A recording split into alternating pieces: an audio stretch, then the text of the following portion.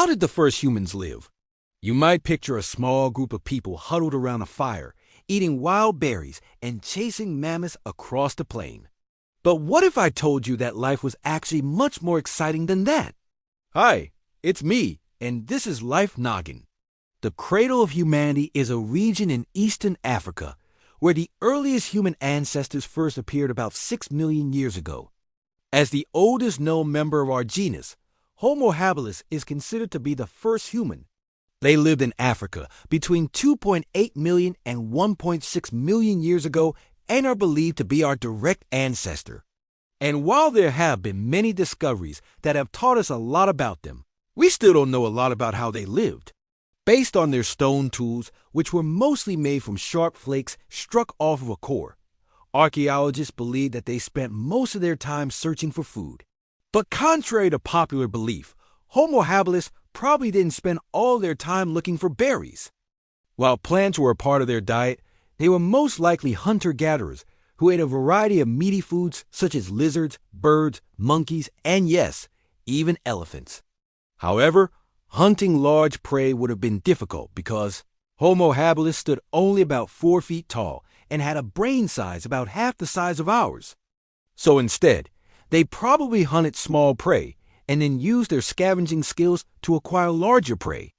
This means that they probably lived in close proximity to other carnivores, including hyenas, wild dogs, and leopards, and would have needed to use their intelligence to outsmart these predators. Now, you might think that fighting off these predators would have required them to live in groups, but evidence suggests that early humans were mostly solitary. Instead of relying on others, they may have used deception to acquire food. One example of this behavior was first described in 2013, when an archaeological team found a hyena lair with a pile of discarded hominid bones, including those of Homo habilis. The hyenas had obviously killed these hominids, but they had only eaten a few of the bones and left the rest barely touched. The team hypothesized that the hominids may have pretended to be injured or sick, a form of begging, and the hyenas took the bait, bringing them back to the den. They may have even played dead, acting as if they were already dead meat.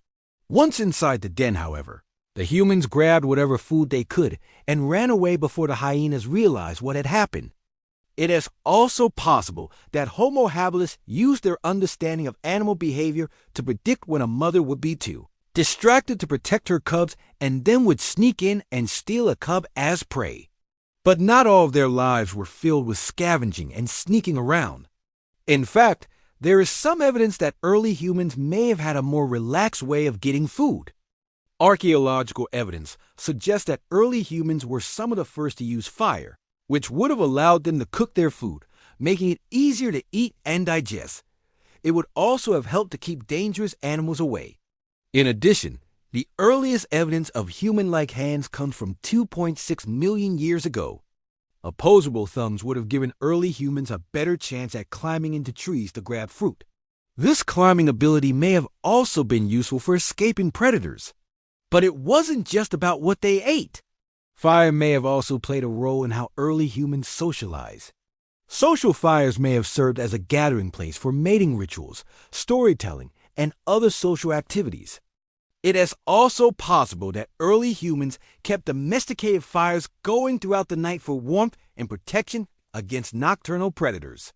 So, while it might seem like the first humans lived pretty rough, they really seem to have led an exciting life full of adventure and opportunity. What do you think? Let me know in the comments below. And thank you for watching.